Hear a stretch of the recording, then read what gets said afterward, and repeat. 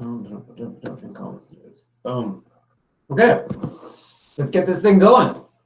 So welcome back, everyone. I hope that you all performed well on the midterm, and that if you didn't, I hope that you get a chance to review the midterm and sort of figure out potentially where you went wrong and how you can best approach the final to make sure that you get the mark that you want in the course. Know that, or remember that, if you look at the breakdown of like the percentages that everything is given in terms of your overall mark, that the midterm was ranked lower than normal. And so you can still get the mark that you want if you're able to do well on the final. Because typically the averages for the assignment and the quizzes and the labs are much higher.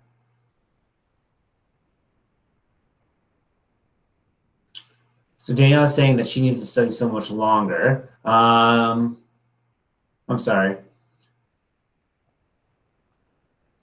Yeah, so I can't make them visible, but you just email your TA and then they go over it with you.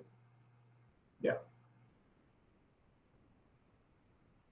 Because hopefully by going over where you went wrong, then it's not about the amount of time, it's more about the type of study that you needed to do or the certain areas. Because remember, practice doesn't make perfect, perfect practice makes perfect. So yes, probably you need to do more studying, sure, but you can be efficient with the study time that you do have too.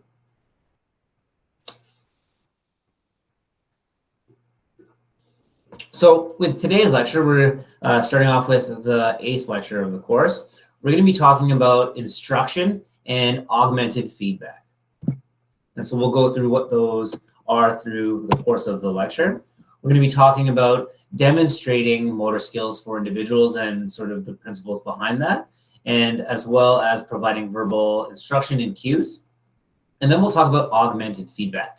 Feedback given to a learner that's outside of the normal sensory processes that they would perceive. So it's like coaching or tips or things you can do to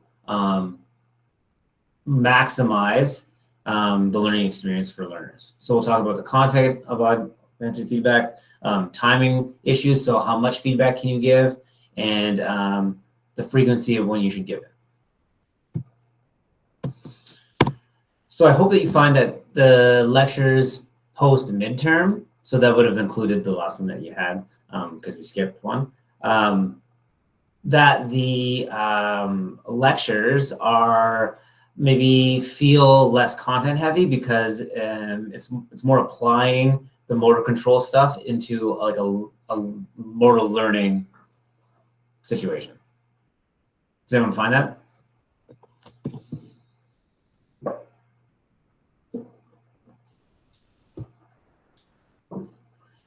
So the concept that we want to start off with in terms of an introduction to this lecture is deciding which instructions to give people for helping them learn a motor task depends on the characteristics of the skill and the performer. But if you wanted to instruct someone to perform a motor skill, so in this hypothetical example, how would you instruct someone to kick a soccer ball? So let's say you had someone in front of you and a soccer ball in person. What would you do? Show, tell the person, the learner, how to kick a ball.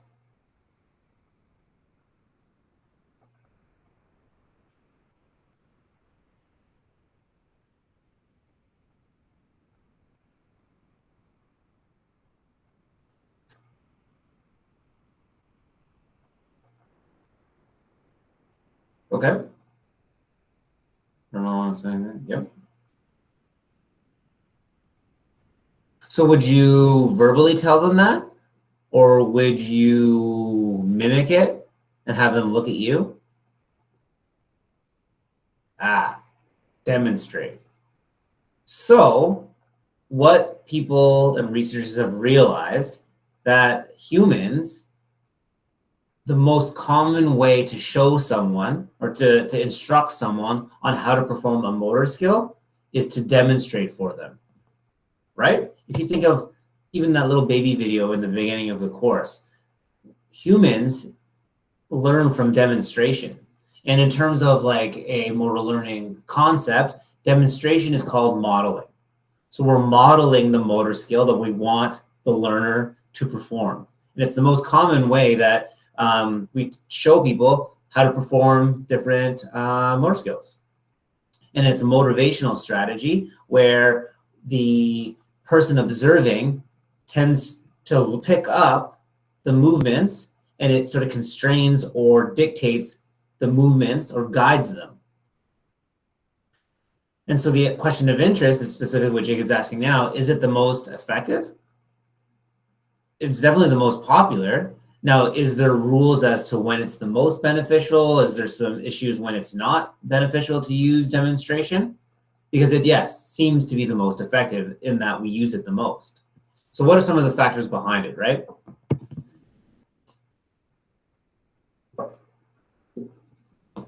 And so recent studies show that demonstration is most effective when we're teaching someone a specific coordination pattern. And with the different studies that have sort of looked or like dove into this concept, what the observers are picking up from a demonstration seems to be the invariant features or the distinguishing movements of that motor skill. And there's two types of research that support this. There's the visual perception of biological motion studies, and then there is studies that have shown changes in coordination after observing a demonstration. So here we have the visual perception of biological motion, and this is called the point light technique. And it basically states that we're able to perceive motion or movement, we're able to perceive body segment motion in observing motion, more or less. And so this point light technique was an example of how in the demonstration, what we're observing is the moving of the body segments. Because what they did was they would try different motor skills, and then they would put markers on their limbs, whatever motor skill they were teaching people. And then they would show them, so see how you put markers on the arm. Here in this hypothetical study, they were teaching people how to, throw like a ball into like a hoop or something. And so what they did was they did this point light technique where they had just markers that would move on a screen. And just by looking at the motion of the dots, people were able to infer body segment motion in that, the visual perception of biological motion. And so when they showed them, the learners, the point light technique, they learned just as quick from the demonstration as if it was a real life footage. They could also do different studies where they would you would have to try to recognize different people. Like, how many times do you recognize your friend or a family member just from the way that they walk? We can perceive motion and changes and differences in motion. So participants in some of these various studies were able to pick out different gait patterns based on this point light technique. Does that make sense, everyone?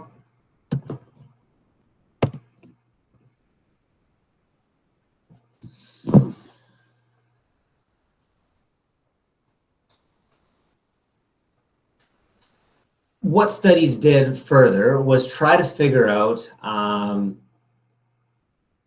if by observing so remember we were saying that demonstration is best utilized when the motor skill requires a change or a specific type of body coordination. Studies showed that learners' motion changes after viewing a demonstration. So what they would do in this study was that they had participants on a ski simulator. So it would go back and forth, much like slalom skiing, going back and forth. And then they would count the number of trials that were required for a person to do objectively well on it. They had two groups. One group observed a demonstration. The other group did not and self-taught. And the ones that observed a demonstration learned much quicker. They took another group, and then instead of showing them a demonstration, they showed them the point light technique. Same thing happened. So by observing the biological motion of someone doing the motor skill you want to learn, we're able to pick up the invariant features. Does that make sense? The invariant features meaning the distinguishing physical movements that characterize that motor skill.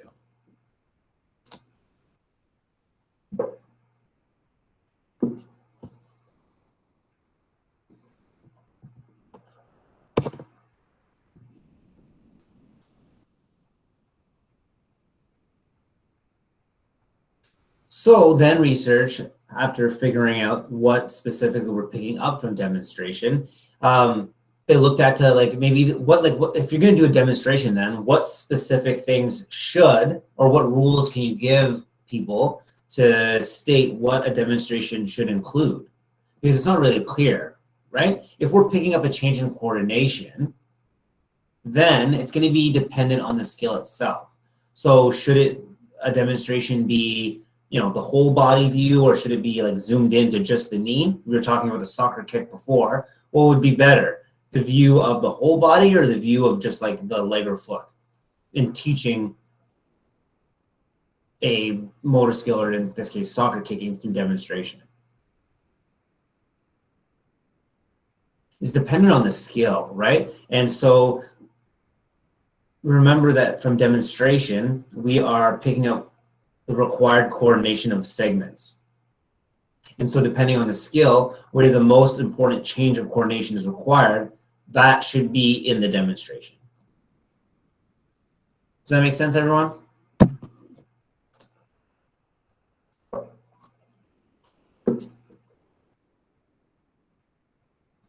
Cool.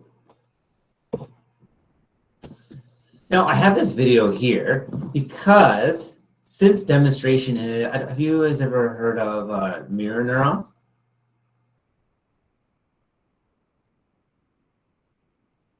Did I teach you about mirror neurons? I think so too. Yeah, so the area of the brain that observes the demonstration and then constrains the motor system is the premotor area. The premotor area, remember, it was activating our core muscles prior to the initiation of voluntary movement. So that's a prime area to constrain our body. Yes, you can move, but we're activating, think of it like, the premotor area is activating the core to be stable as we perform the motion. It's like the baseline contraction required. So it's the area that is constraining our motion to match what we're demonstrated to.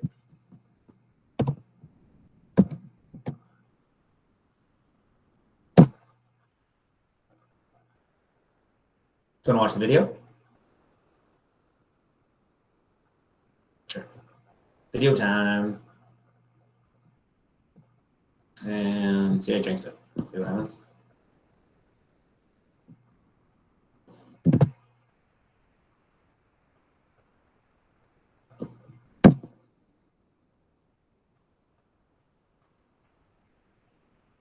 Hello again. Gaze into a mirror, and what do you see? Well, I see my face, of course, but in my face, I see moods, I see shifts of feeling. We humans are really good at reading faces and bodies, because if I can look at you and feel what you're feeling, I can learn from you, connect to you, I can love you. Empathy is one of our finer traits, and when it happens so easily, perhaps because, and this is brand new science, this is just out of the lab, we may have some special circuitry in our brains that helps us whenever we look at each other. Ask yourself, why do people get so involved, so deeply involved with such anguish, such pain, such nail-biting tension over football? Cleveland Browns are gambling on defense. Why are we such suckers for sports? And it's not just sports. We can lose it completely at the movies, at video games, watching a dance. Is there something about humans particularly, that allows us to connect so deeply when we watch other people? Watch them moving, watch them playing, watch their faces. Well, as it happens, scientists have an explanation for this strange ability to connect. It's new. It had never been found on a cellular level before. A set of brain cells found on either side of the head. Among all the billions of long branching cells in our brain, these so-called mirror neurons have surprising power. What we found is the mechanism that underlies something which is absolutely fundamental to the way that we see other people in the world. And it began entirely by accident at a laboratory in the lovely old city of Parma, Italy, where a group of brain researchers was working with monkeys.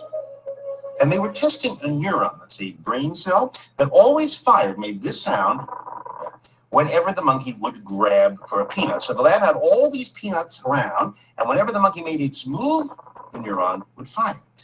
Scientists thought, now here's a neuron that is essential to motion. It's a motor neuron. Then one day, the monkey was just sitting around, not moving at all, just sitting, when a human scientist came into the lab. And when that scientist grasped the peanut, the monkey's cell fired. Now, the monkey hadn't moved. It was the human that had moved, suggesting that this neuron up here couldn't tell the difference between seeing something and doing something. Seeing and doing were the same. Or more intriguingly, that for this neuron, watching somebody do something is just like doing it yourself. The head of the lab, Giacomo Rizzolatti, thought, wow. The same neurons, one neuron, fire both when the monkey observes something and when the monkey is doing something. It's almost unbelievable. It was surprising because this cell which was involved with motor planning for the monkey turned out to be interested in the movements of other people as well. Some people call them monkey see, monkey do neurons, but the name that stuck is mirror neurons, because with them, the brain seems to mirror the movements it sees. This accidental discovery got scientists thinking, doing more tests, and it soon became pretty clear that this is not just a monkey thing, it's a people thing too. We all know that humans learn by looking and copying. That's what infants do. First you look, then you do. Ready? Let's see you feet this way. And once you've watched and copied and learned a set of moves, you not only have them in your head, Look, you put your shoe on. Yeah, she brushed the if you see somebody else doing it, you can share the experience. and I want to do it. Interesting, right, everyone?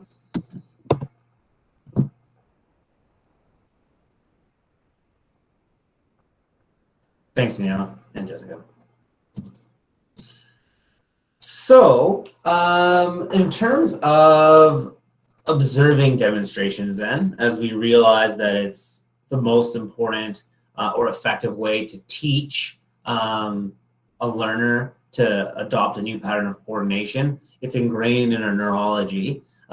Is there sort of some variables that to consider in terms of the demonstrations that we provide, right?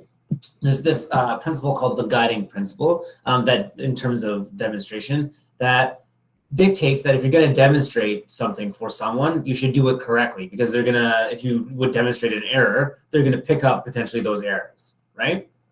It basically states that the quality of the learner's attempt is going to be based on the quality of the demonstration that they watched.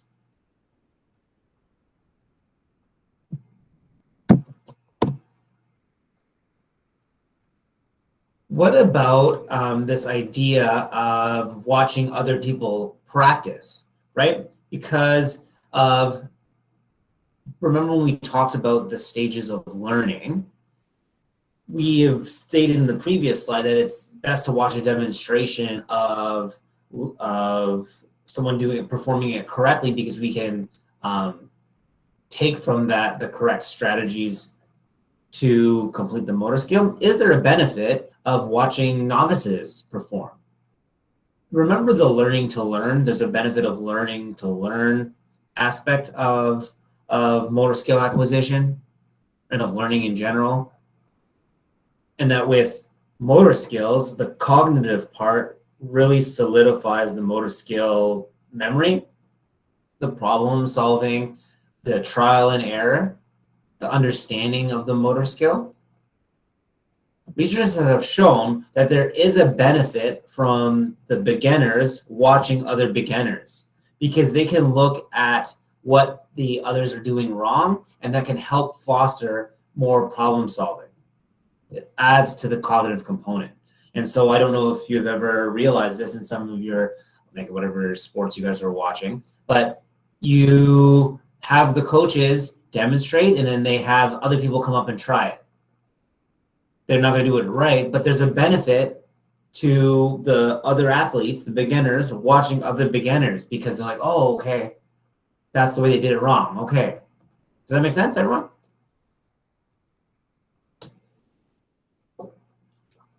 Remember, the cognitive part of the motor skill learning is what's going to allow us to really optimize the efficiency of the learning experience. And so you always want to maintain the cognitive component. And by observing other novices, it's another opportunity to sort of foster that cognitive part. So research then looked at, well, is there sort of factors to consider in terms of the timing and frequency of demonstrating a skill? Should all of the practice, so should all the demonstrations precede practice? Should it be dispersed in between? Should the learners pick when they choose to watch a demonstration, or should it be forced on them? What are the rules behind that? What do you think?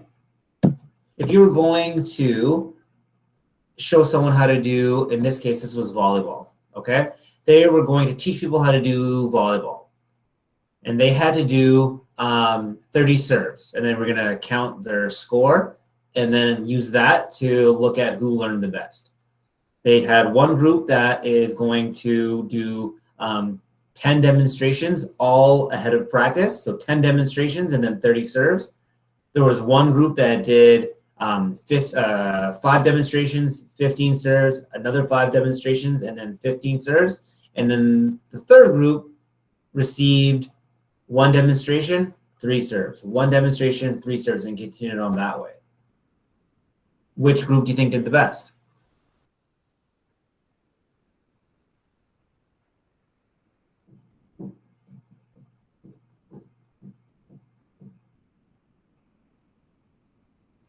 Yeah, so if you can see the results here, they're kind of all over the place a little bit. It showed that all of the groups did well, but the most benefit was with either the all pre-practice or the combination group. So they found that the interspersed group did the poorest. Now this was just one study. So it showed the benefit of showing demonstrations before and throughout the practice. The one thing that this study showed was that potentially with the interspersed group, how it was so frequent, they led to the least amount of learning. So maybe it was like taking their attention away from practicing. Maybe it was breaking up their rhythm.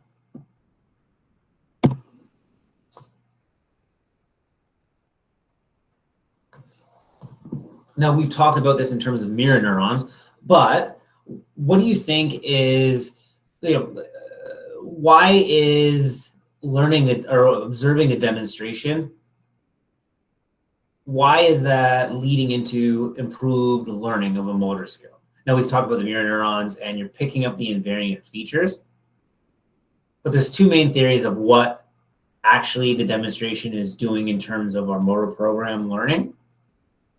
And they're both sort of related similarly together.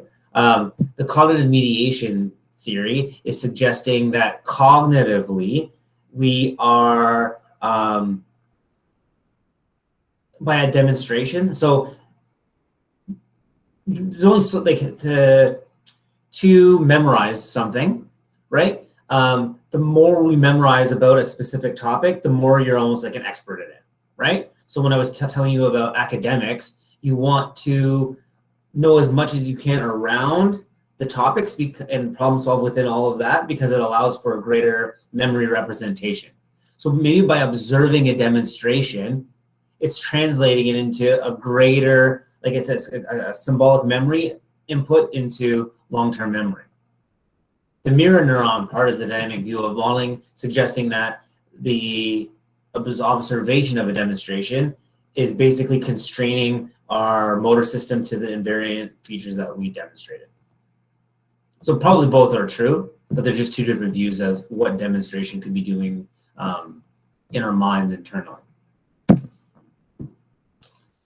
Is there any downsides that you can think of demonstrating? Researchers looked at that. Two that I put up because of the textbook is that in performing a demonstration, think about anthropometrics and think of like elite athletes, and no one looks exactly specifically the same, right? A lot of times there, and especially for complicated motor skills, there's not a ideal movement pattern. You can also learn bad habits if the demonstration is poor. That's what Kayla is saying.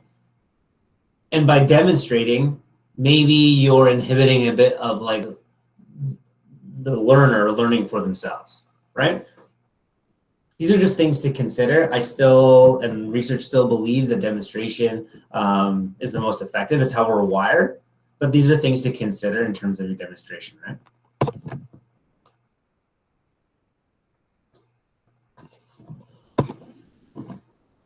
So we've talked about demonstration. Is there any other ways that we, help learners learn or instruct people? Verbal instructions was what you all tried initially, trying to talk about, like flexion angle and move your knee, do this. Verbal instructions are probably the second most common way, right? Trying to dictate to the person what to do. Now remember, procedural skills are hard to verbalize, but that's what we're doing in verbal instructions and cues. If we're going to, I feel like a combination of wrong. Yes, exactly. And that's typically what we do. When we want to do or add verbal instruction to a demonstration or just use verbal instruction itself, you want to consider that let's say I'm going to teach you how to do something, Kayla. You're going to be keeping whatever I said in your short-term memory as you're trying, right? You're going to have a momentary intention of keeping attention on what I just told you. So when you're giving instructions, you want to consider our working memory limits, which was, remember, 7 plus or minus 2 items, and it lasts for, 30 seconds? So if you're going to give instructions, you want to make them concise.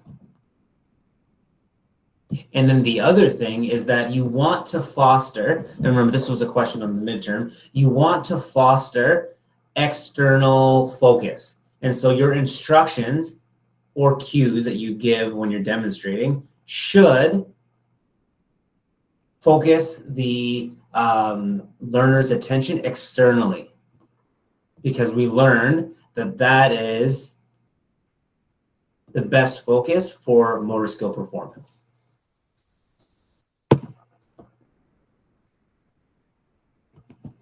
Here we had this. So do you remember the slalom ski simulator? So there was another study that they did with that machine. And then what they wanted to do is they wanted to test this whole idea of giving instructions externally versus internally. And so what they did was they had this group here, and they told one group, you want to go practice this, see how well you do. And what you're trying to do is you're trying to have your weight go all the way from the left to the right as far as you can. The other group, what they told was you have to go all the way far to the left all the way. Sorry, they told the other group that what you want to do is go to the left and to the right, but you want to make sure that you transition your body weight as you hit the midline. They give them a more internal focus and then have them practice and look at the results. The people that were given an external view of how to perform the motor skill, that were given verbal instructions, but externally led to better outcome. Sorry, that was this group.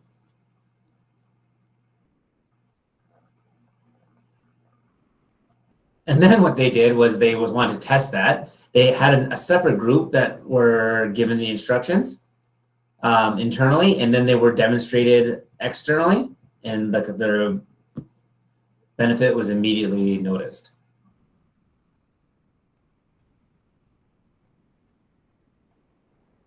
Does that make sense, everyone?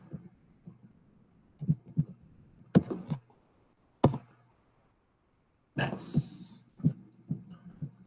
So things to consider when giving verbal instructions and cues are that when you're giving verbal cues or instructions, analogies are the best way, because remember, we can only give concise amounts of information because it has to stay within the working memory guidelines, that by giving them an analogy, something that they already have a greater representation of, it's like giving them 1,000 words in one, right? So by saying the whole, remember with golf and the stop or the clock face, you're giving them a visual in one word or one sentence versus you're giving them a lot more information concisely. So it leads to a greater representation in the brain. Does that make sense, everyone? Cool.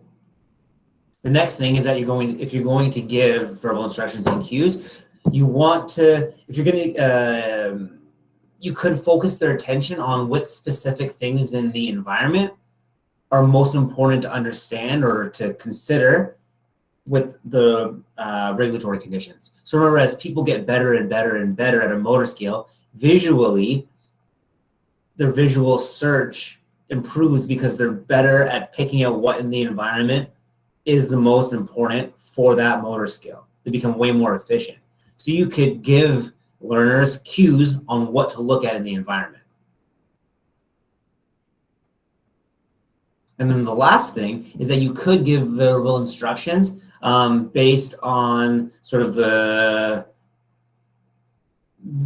teaching strategy, right? So if you are learning, you do things slower and then speed comes after. Remember, you can start things slow and then you could improve like slower speed for more accuracy. Does that make sense? So you could instruct them or give them cues to remind them of that as they're learning.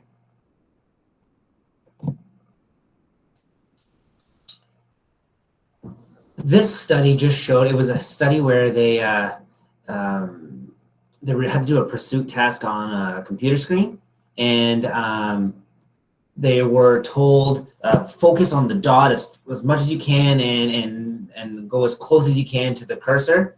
So go as close as you can to the moving dot with the cursor and just focus on that. And what the participants didn't realize was that the pursuit task was broken down into 3 segments, and it was the last 2 segments were random. The first segment was always the same. And what they realized was that the participants, because they were told to focus so much on the dot, they didn't realize that the movements of the cursor in the initial trial was always the same. So you can be aware, you could be, and their score for that, because it was the same, was so much better for that first part, but they didn't recognize it. So you could be sort of aware of stuff and learning, even though you're focused on other things. It just kind of proves that.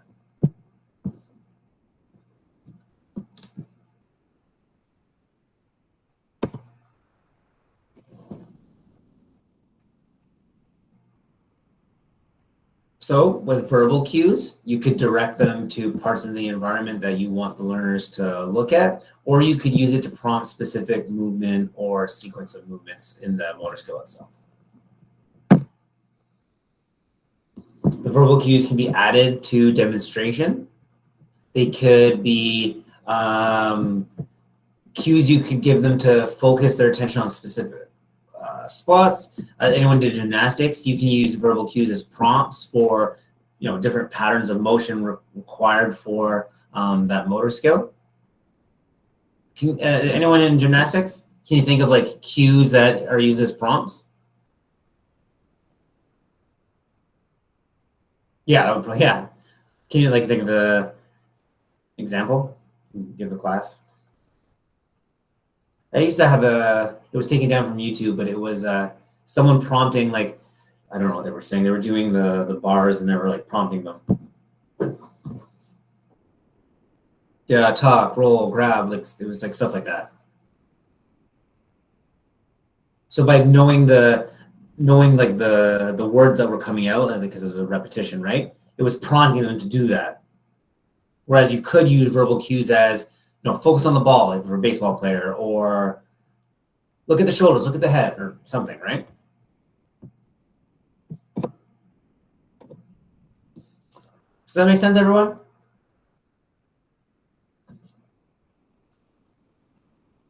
Cool.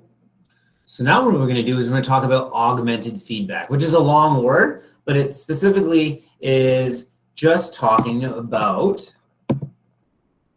feedback provided to the learner that's outside of their normal feedback that they are picking up from their own sensory processes. So task intrinsic feedback is sensory or perceptual information that is naturally available to the performer while performing a skill. So hearing, vision, touch, proprioception, I'm forgetting one, smell.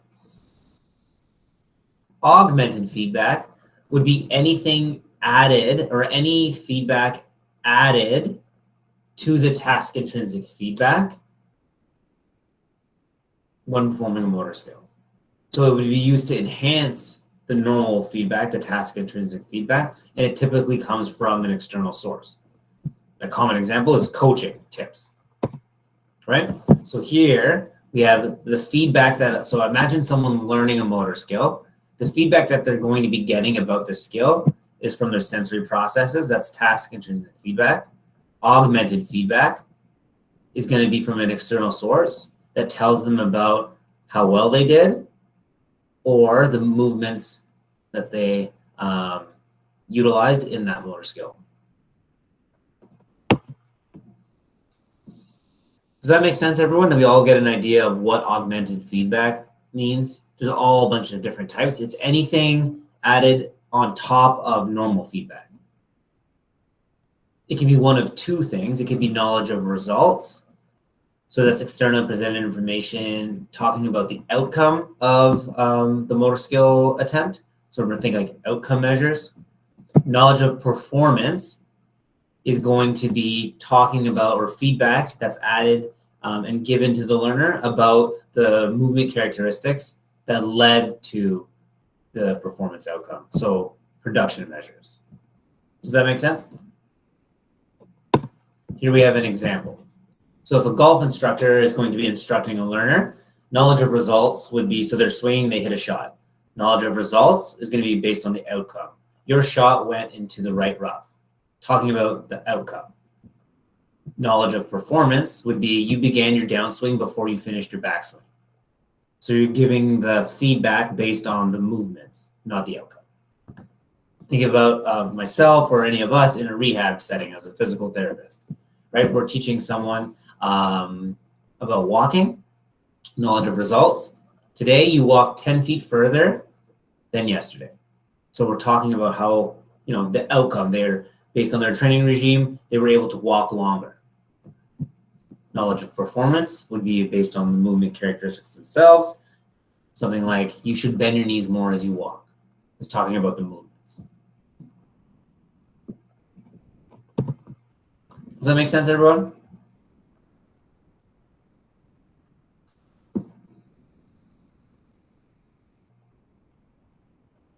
Good. And so the thing to understand about augmented feedback, so think of yourself as a coach, think of yourself as a therapist, and giving feedback to people. There's two reasons why you could do that. The first one is to help facilitate more learning and achievement of the goal of the motor skill. The second thing is to motivate someone. So by adding augmented feedback, you could be teaching them or motivating them to continue practicing. You should do both. And so we have to consider that providing feedback to someone when learning a motor skill could be essential, could be required, may not be necessary, can typically enhance motor skill learning, or it may hinder or slow learning. So can you think of a situation where providing them feedback would hinder learning? Remember we were talking about, well, maybe you can demotivate them. Maybe you could be doing it too frequently or confusing them so they don't have they have less of a cognitive understanding of what they're performing. But remember how we talked about the study where the people had to stand on they had to learn to use crutches, and the group that was given concurrent feedback off of a screen actually learned the worst on a transfer test,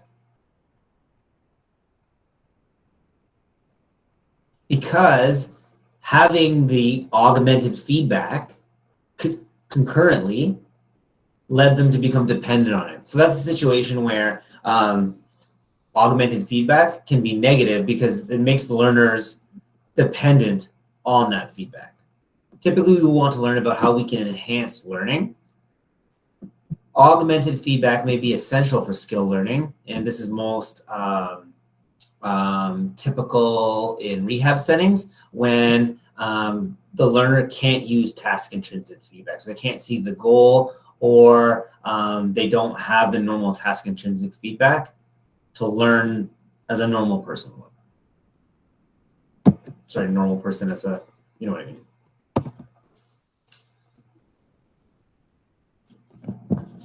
This study here was pretty interesting. And so what they wanted to do was, okay, so is giving feedback actually helping learning, or is it just this whole motivational idea? And so what they had was they were going to teach people how to do a one-handed basketball shot. And so one group was giving verbal feedback, augmented feedback. The other group was given verbal encouragement. And so both improved, but the group that was given feedback did better than just the group given motivation.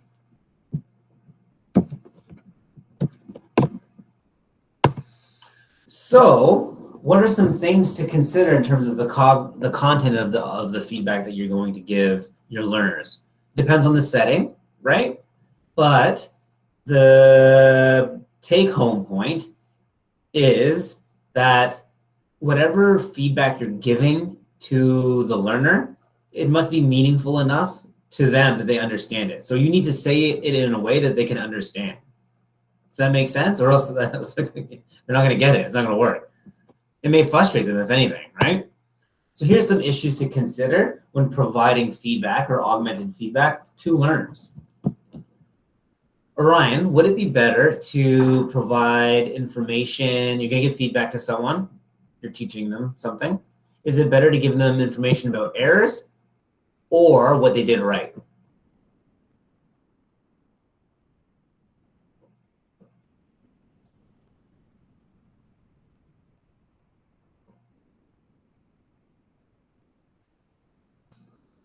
Well, okay, so both are important. It was started for trick question. I hate trick questions, but it depends on the stage of learning. Errors are better in the end or later stages of learning. Correct aspects is better in the beginning to help motivate beginners to keep practicing. If you have a beginner practicing and you're just going to keep telling them what they do wrong, they're going to get frustrated. Yeah, that makes sense, right?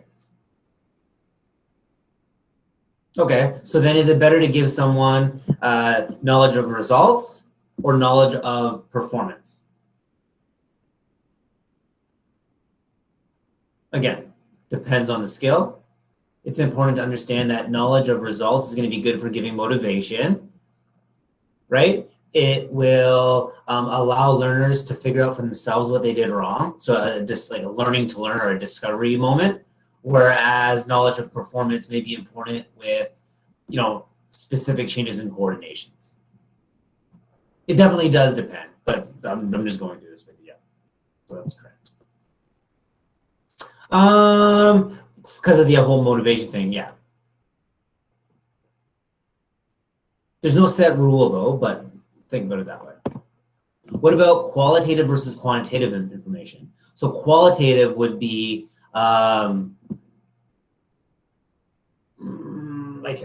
the quality of how you did it. That was good, that was bad, that was pretty decent. Or is it better to give them quantitative information of your arm should have moved this way, or like information about the movements themselves?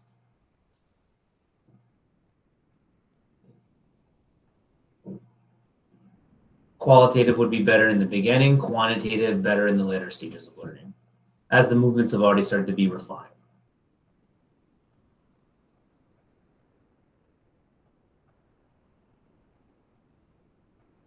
When is it best to give feedback? Oh, sorry, what are the examples of qualitative and quantitative? So qualitative would be like, give me a skill. Say a sport, jumping. Okay, you jumped really high.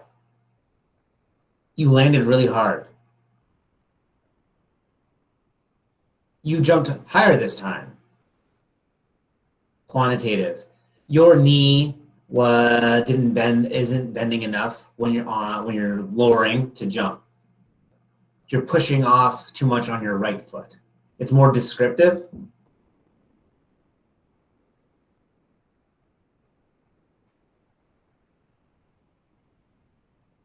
So that's why they say that the qualitative is better in beginners, and then the quantitative would be better in the later stages, because they have a better the learners have a better understanding of what they're doing. Yeah. We're going to learn that giving feedback all the time isn't necessarily the best thing. So how do you decide when to give augmented feedback? And so you give feedback based on error size. So it's beneficial that, because remember, you want to remember the demonstration in the volleyball, the group that did the worst was the one that got the demonstration every third serve. You're breaking up their sort of self-discovery moments, the cognitive processing of learning them how to do the motor skill. So you want to make sure that when you're giving feedback, you're not ruining that. So what researchers have suggested is giving augmented feedback when the errors potentially are gross, to help guide them along the path. That's called performance bandwidths. The other thing to consider, part 5 is really important, that when you give erroneous augmented feedback, the people will listen to it. So I don't know, does anyone have any kids? I don't have kids, but does anyone play like intramurals or like sports where like the loudest person on the bench is always like the worst?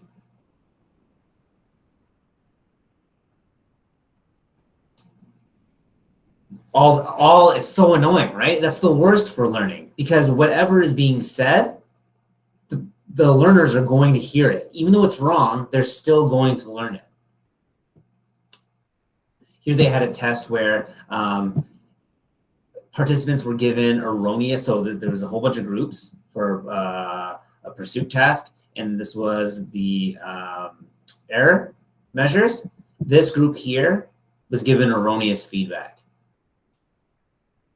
And even though they were given the same skills to learn, the one given the wrong feedback performed the worst, and this group was given the wrong feedback halfway through. So the groups were erroneous feedback, mixed feedback is the mixed one, correct, and no feedback. So here we have the other groups performed well, and the groups given erroneous feedback performed worst, or had a detriment in performance. So if we're providing feedback, especially in a learning environment, the learners will pick up on it or utilize that. So if you're going to give feedback, make sure it's accurate.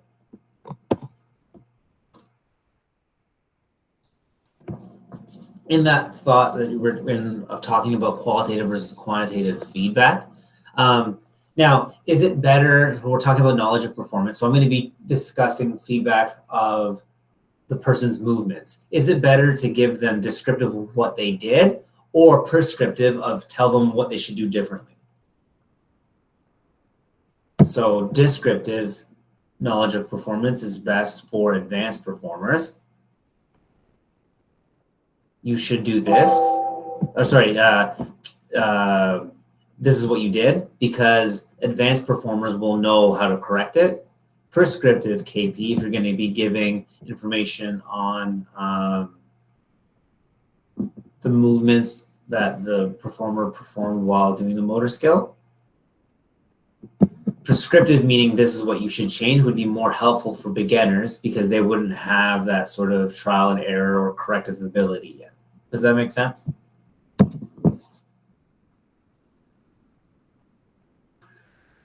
So in terms of augmented feedback, qualitative is better in the beginning, but if you're going to start correcting stuff, it's better to give them prescriptive KP.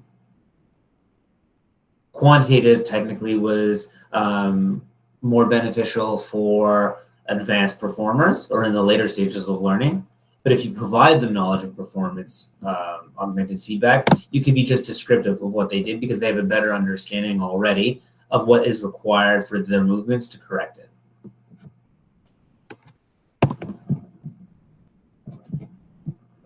In terms of providing feedback, video replay, and think about how much like video replay and is utilized in prepping pro sports teams. Video replay is the most common way of giving or showing game tape, is the most common way now of demonstrating or showing people or providing people or learners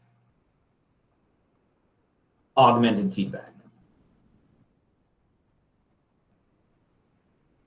Exactly, right? Because they can visualize it, right? They get knowledge of performance, they get knowledge of results, they get real-time personal information. And think about how vivid images are, right?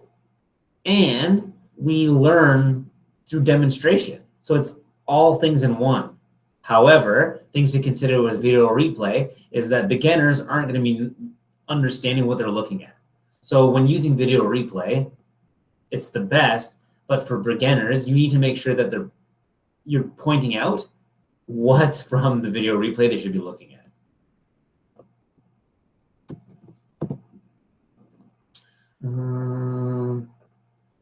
Here we had a, what were they doing here? They were doing, this was golfers. They compared video replay versus verbal augmented feedback versus a control group. And you can see that the video augmented feedback group performed the most. Performed the best after 2 weeks post-test. So they retained it more.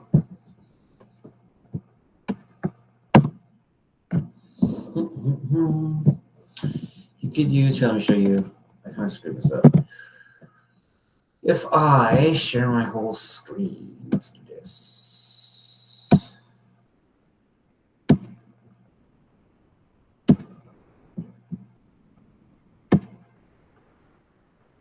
Nope. Whole entire screen.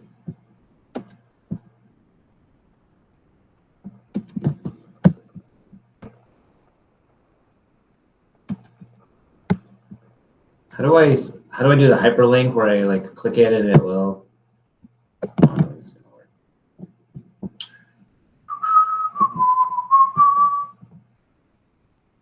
Control click, I did. It's not working. Yeah, it's because it's not in like PowerPoint mode. I'll just do this.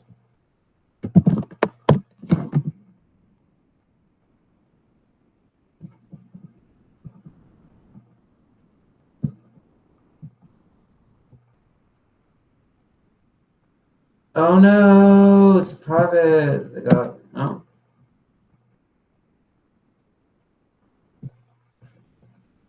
Oh, that sucks. What about Power Rangers? Pretty cool.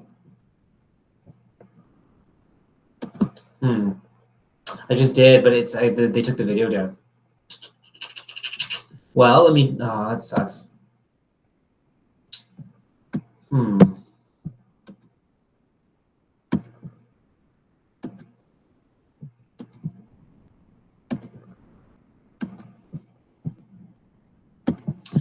So in this video, I'll look it up later and maybe repost it. But what they were doing was they were showing different ways to show any rowers. Anyone join the row team?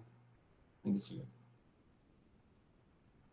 So they were trying to demonstrate to people how to do rowing. Wait, I'll show it this way. And so what they did was they had them in a rowing machine, and then they had a screen where they would get augmented feedback of looking at their trace pattern of their oars. And it was allowing them, it was giving them feedback. So there was a tone when they were outside of what the pattern would be. There was one where they could visually see they were doing it. There was one where they were given the knowledge after, and they were sort of utilizing augmented feedback to teach rowing. So that was the video. I'll find it. I'm just going to Google augmented feedback rowing. Someone Google that right now. In a rehab setting, have you guys ever seen the EMG pads being used in a rehab setting? Because they measure electrical activity. If you're trying to perform an action by utilizing only certain muscles and decrease co-contraction and stuff, you can get immediate feedback of what muscles you're using. It's called biofeedback.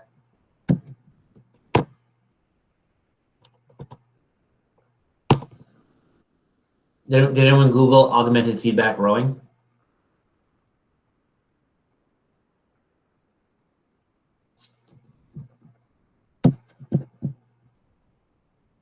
No one did. Okay. So question, is it better to provide feedback while a person is performing a skill or at the end? Now, remember, based on that crutch example with the crutch study, concurrent augmented feedback is the best at quickly picking up the skill, but then you become dependent on it. So you need to consider that. It needs to be provided initially and then taken away, because it could lead to dependency, which would ultimately go from enhanced learning to negative learning.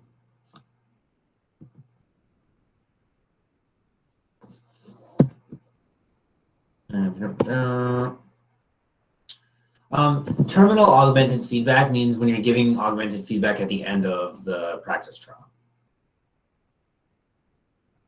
Okay. So imagine performing a motor skill, then you're given augmented feedback, and you perform the motor skill, and then you're given feedback and motor skill feedback, right? So that's terminal augmented feedback. Does that make sense, everyone? You're given feedback at the end of the motor skill. Basically, that's what we've been talking about the whole time. Is there certain things that we can do in the period while we're waiting of getting feedback that could help learning?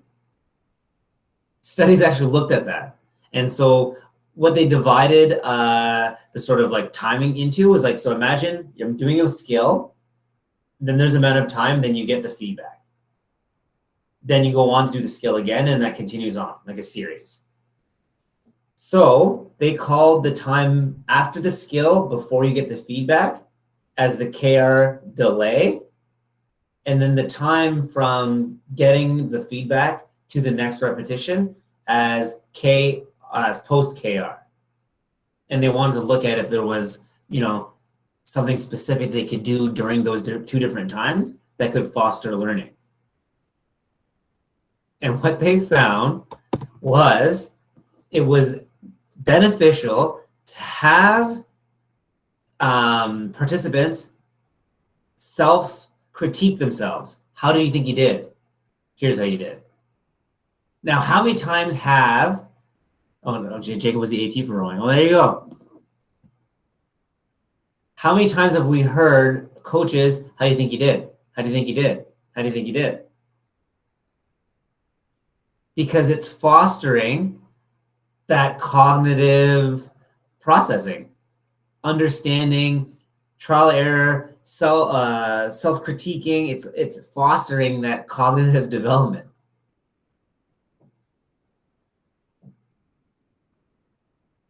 Interesting, eh? And they wanted to confirm that it wasn't just the thinking, like forcing them to think while they're waiting for the results of their feedback, because they had another group that would, so finish your trial, now look at this video of someone else doing it and tell me how they did. And then here's how you did. And that didn't work as well.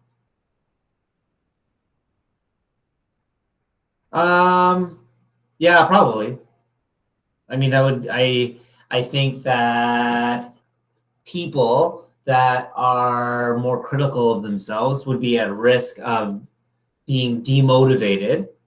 So then it would be more of having those individuals understanding where you are on the spectrum of like critical sensitivity, and understanding that fostering that they get ways to not get demotivated, that if they think they did bad, focus on what you did good. What do you think you did? How do you think you did? You know what I mean? So this is this is now a sports psychology thing a little bit. Does that make sense, Kayla? Yeah. But how many times have you heard, how do you think you did? As a coach or an instructor, as a lecturer, how do you think you did? I think you did. Most people don't even know this study, but instinctively, that's what we do.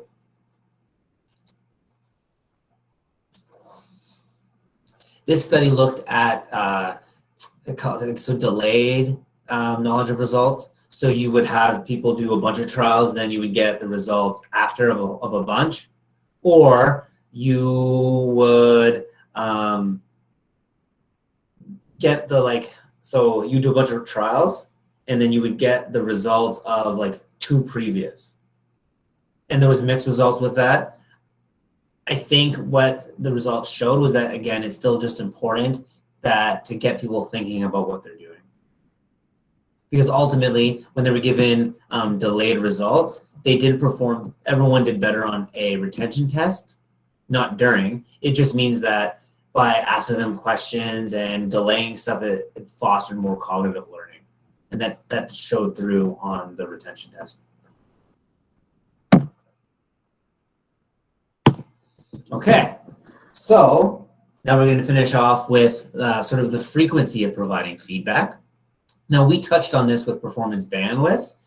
Is it best for learners to get feedback 100% of the time or less than 100% of the time? Yes. And so traditionally, people thought, well, if they're getting feedback on what they did, it's best to get it all the time, because they are going to be always, they become dependent on it, and it could be sort of breaking up the rhythm of learning, right? Because just like with the demonstration 3 serves did more poorly than the group that had it 15 serve or 5 demonstration, 15 serves, or all pre-practice.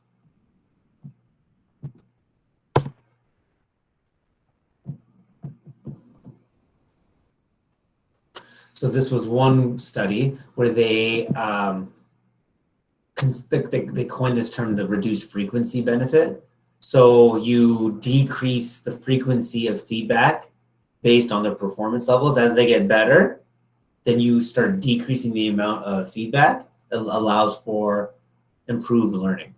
Because as they get better and better at it, they're cognitively starting to think about what they're doing more and more, and doing the trial and error and solutions and calculating in their brains. That leads to more improved memory representation, correct? Or more learning. And so once that starts peaking, that's when you start decreasing the frequency of feedback, because you're starting to, you don't want to break up their mental rhythm. Does that make sense, everyone?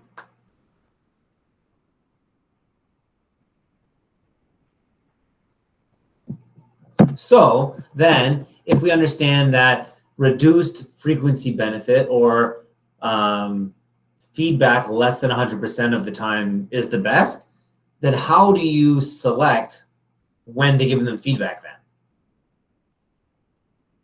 The most common is performance bandwidths. So you really only give them feedback when they make gross errors. And then as they get better and better, those gross errors change. So that's following along the sort of guideline as they get better, less feedback. The other thing that's probably easier to do is have them self-select. You have the learners choose when they get the feedback, and then they'll stop asking once they're getting in a rhythm. Oh, okay, they won't ask because they're trying to figure something out. In that role, the coach or therapist would just be focused on maintaining motivation.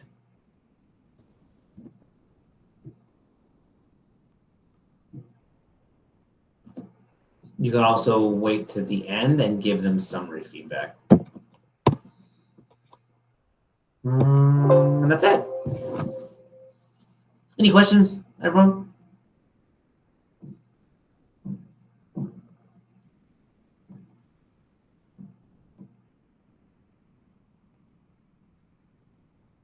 So what is the most common way for us to instruct others on how to perform a motor skill?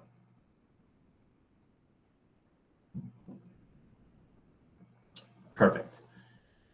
And demonstration, we are picking up what specifically from observing someone.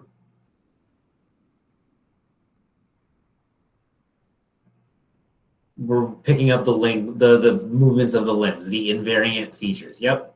And that is going to be represented into our mind as we're performing. It sort of like gives us a guide of what to do. You can add verbal cues, you can give verbal instructions, but you want to consider our working memory limits. In terms of providing feedback when learning, augmented feedback is important, but you want to consider that giving them concurrent feedback allows for dependency, which we want to not have happen.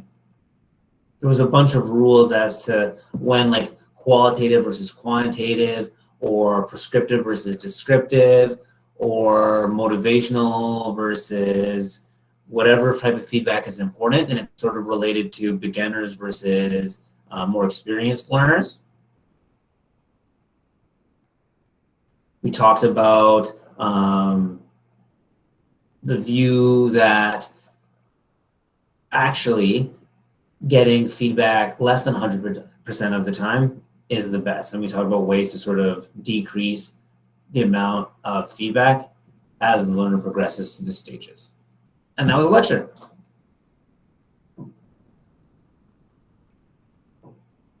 Yeah, should be fairly straightforward. But please go through it, and then remember, use the outlines of the lecture as what the main points are, what you want to learn, the take-home points, and then all of the slides are commenting on those. So we're chunking the information. Everyone okay? Oh, is the final cumulative? Yeah, but it's significant because so much of motor learning is talking about motor control principles that the majority of the questions are from the last 4 lectures, and you'll see a breakdown once I post it.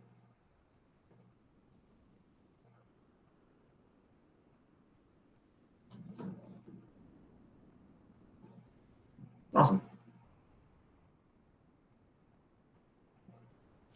Okay, everyone.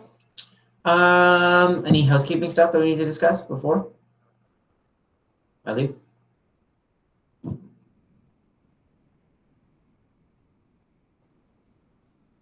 Awesome. Okay. Have a great week. Apparently it's going to snow at the end of the week, so that's perfect. That's fun. And I will see you all next week. Bye.